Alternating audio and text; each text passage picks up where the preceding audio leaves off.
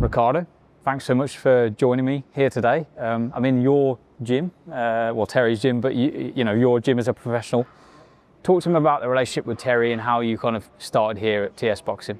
Well, I started training at Phoenix Fire ABC over in Warrington, which Terry, my dad and my uncles used to box at as amateurs when they were younger. And I've always had a bit of a relationship with Terry. Terry's watched me grow up since I first started boxing. And I reached the age of about 11, pushing 12, and I wanted to start doing a bit of S&C. And I started doing PTs with Terry once a week as an amateur. I think I was a schoolboy at the time, getting ready for nationals and stuff. And we've always had a bit of a close relationship since then. So I've always trained with Terry. I boxed at Kirby for a good while. I was at Everton Red Triangle for a little bit. And then as I was getting ready to turn over pro, I thought, I can't really ask for a more perfect change, to be fair. Obviously, I had a good relationship with Terry. He's close with, obviously, my dad, my uncles, training together for years, do you know what I mean? So it was the right opportunity. Came here, started transitioning slowly, and it went perfect, to be fair. Feel good. So because of your dad boxing and your uncle, you say, were you always destined to do that, do you think? 100%. Obviously, every young lad, obviously, boxers have different aspirations, but obviously we all start somewhere. I used to enjoy playing a little bit of football, and then started getting into the boxing. And to be fair, I wasn't the biggest fan of boxing when I first started. And as I started to get older, I remember obviously picking up titles and obviously going down to England camps and squads and things like that, and just building up my record and boxing some of the best kids in the country and beating them. I kind of realised that it was for me, and I couldn't really ask for anything more, to be fair. So I just stuck my head down and stuck to it. What was it that made you kind of carry on? You say you weren't too fond of it at the beginning, you know, perhaps, you know, it was, I don't know, many people find it intimidating, don't they, walking into a boxing gym. What was it that kept you coming back? Obviously, like, when I first started, a little bit of a scrawny kid, couldn't really look after myself that much. But as you start getting into it, you meet some amazing people, you know, obviously the likes of Terry, the lads in the gym, Kev, Cam, Brandon. Obviously you make friends for life, do you know what I mean? So it's good relationship wise, obviously friendships and things like that, but it's a mindset as well, you know, waking up every morning knowing that I'm going to go to the gym and train, keep my head down and keep doing what I'm doing. It's going to keep me out of trouble, keep me disciplined, and it's just a lifestyle you start living. You just enjoy it. Yeah. What was it like having that first bout as an amateur? Do you remember it? I do remember my first bout, yeah. My first ever fight, I think it was a week after I turned 11. I boxed a kid called Ethan Cummings, I think his name was, from Gemini in Speak, Liverpool. Terry used to box there as an amateur as well. And I think I won on a split decision. I think it was a close fight. And I got a photo on my phone, I'll have to show you at the end. I started crying when I won, I was over the moon. And then I think I won my first 7 or 8 fights. I lost a couple in a row, and then I just kept going on streaks then, like 15, 16 in a row, 1 loss here, another 15, 16 wins in a row there. And it was good building my record up, obviously. I boxed some amazing kids as an amateur, and I had an unbelievable experience, so to take that into the pro game, it's unaccounted for. Yeah. When you had that first loss, obviously you'd been in the, it sounded like you'd been around the amateur circuit for a while. Yeah. How did that feel? Because was it like a, right, let's get back to work, or did you think, maybe this isn't for me type of thing? I was good, to be fair. Obviously, I got told what I did wrong after losing the fight. Me and my dad are close. My dad was always my coach as an amateur. He was always in my corner, always training me. So I got told what was right from wrong from my loss, and I dusted back off and won again. But even at a young age, I had a good understanding of learning is always losing as an amateur. It doesn't matter how many fights you lose as an amateur. You can turn professional and do whatever you want to do as a professional. It's a completely different ball game. I had 70 odd amateur fights. I could have won 20 of them, and I would have still just been as good as when I am now turning over pro. So it's all learning. You enjoy what you do, and you take it on the chin. You go again. So following on from being an amateur, you were a highly decorated amateur. You won kind of national championships. Yeah. We'll touch on that, but the transition from amateur to pro, how have you found that more recently? I mean, you turned over last year. You've had two professional fights rather. You're looking into your 3rd and potential 4th as well. Yeah. How has that been? Unbelievable. You know, obviously some people say it's a slow process, and it is a slow process because I had some licensing issues when I first started turning over. It took a while, but without them licensing issues, I'm kind of grateful for them. You know, obviously it wasn't ideal because I could have been maybe 4-0, 5-0 by the end of last year. But I finished on 2-0, and the amount of experience I gained in the gym, sparring and training and learning different things, it was unbelievable. The process has been good, to be fair. It's very enjoyable.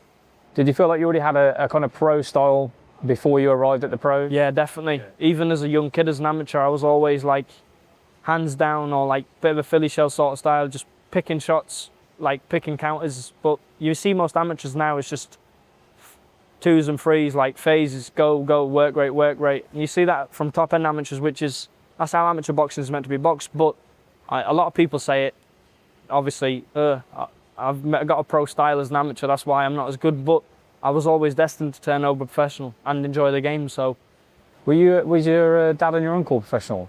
My dad and uncle's never turned professional. No, never. So you're the first, yeah? Yeah, the first one to do it. I bet they're proud, yeah? Over the moon. Yeah. They enjoy it, to be fair. My uncle's come to my fights. My dad's always there. My dad never misses it. My dad's usually in the gym with me. And my dad's always here. Last time you was down here, obviously, my dad was here with me. He comes down. He always has a bit of say in what's going on, and he enjoys doing it, but he's took a bit of a step back since I've turned professional, so... That's trust in Terry and the people around you, That's it. Obviously, he knows the work that goes in behind the scenes with Terry and the lads in the gym, so he knows, trusted. At your weight, who have you got your eyes on? Obviously, you're in the early stages of your professional career, but every boxer would be lying if they said they didn't think about those big nights. Yeah, no, of course. Who have you got your eyes on? You know, obviously, I fight at super featherweight at the minute. There's some unbelievable fighters at super featherweight. Obviously, not going to mention names or whatnot, but they're the types of fights I want a few years down the line, you know. Like I said to Terry when I first turned over, by the end of this year, pushing on early next year, I want a youth title behind my belt. And I want a vast amount of experience. Obviously, I'm in the gym 24/7, I'm a true professional. I was training all over Christmas for this fight that I've got coming up now. It wasn't confirmed until after Christmas, but you've got to stay ticking over and stay ready. Obviously, I'm only young, I've just turned 20 in October. So to stay busy and whilst I can at the minute that's exactly what I want to do. So just stay ticking over. How would you stay kind of that dedicated? Because if you, like you say, you didn't have anything confirmed, but you know, training over Christmas anyway is difficult as it is. But when you've got nothing confirmed as well, like talk to me about that. How do you stay so locked in? You get to the point, obviously, I think when I reached around 15, 16, when I picked up my first junior ABA title, you sort of have an understanding with, right, this is what I want to do for the rest of my life now. You know, you enjoy it. Like, there's no feeling like winning your first national title. And obviously, as a pro now, I know everybody works hard when they turn professional. There's a lot of fighters out there who work just as hard as me. And you've got to stay dedicated, because if you're slacking, you're not going to turn up on the day here. So I enjoy the training, I enjoy the process. I'm always in here, I'm always learning. Even if I'm not in the gym, I'm always learning outside the gym, training on my own. So I just stay ticking over. It's sort of a mindset, but once you put your mind to something, you're going to get it done, aren't you? Yeah. You've been around boxing people your whole life then. One of those being Dennis McCann. You're well acquainted with Dennis McCann. Yeah. How did that relationship start?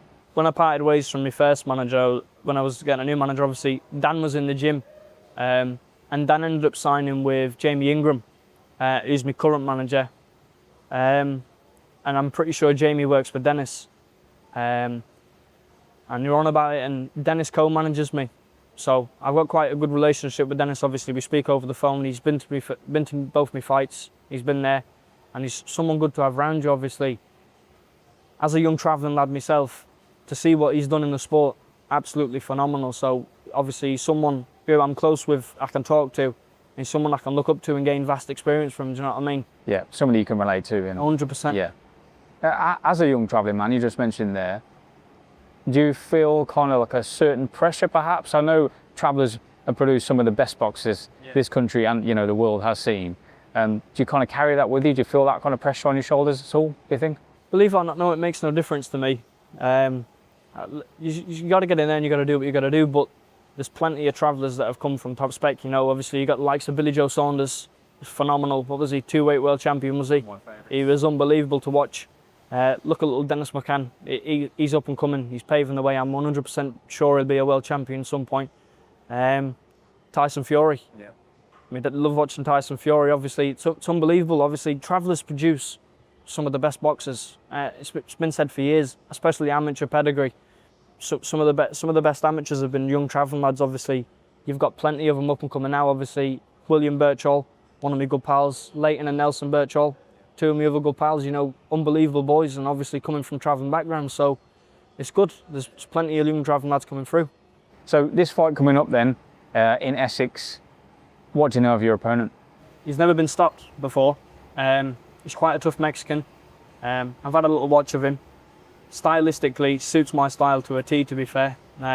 Broke down, I've wrote little bits of notes down and things like that. Obviously, you have to have a good watch of your opponents before you box them. And the way I felt in camp, I feel unbelievable. This is the strongest I've felt. Started doing the S&C properly again.